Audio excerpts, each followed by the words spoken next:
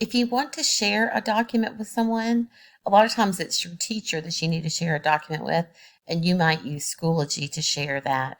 But if you want to share it not using Schoology, if you're in the desktop version, you'll go up to the top right and click on the share button. And it tells you that the easiest way to share it is to put the document in OneDrive. I also have the other options of attaching the document as a Word document to an email or as a PDF, which means it can't be edited.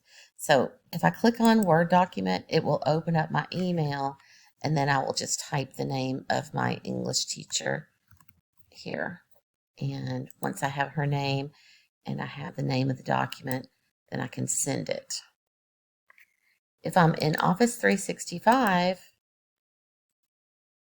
I can share the document here, and I can type in the name of my teacher or whoever I want to send it to. If I would like my teacher to be able to edit it, I will have to click on this button, or a friend or something. I would click on this button right here, and I'd have to click Allow Editing and click Apply, and then you put the name and you could send. You could also click on Copy the link and copy it and paste that link somewhere else. You could also do the same thing we did before and click on Outlook, and it will open your email, and it will have the document attached as an email, and you can send it that way. So those are the ways you can share your document.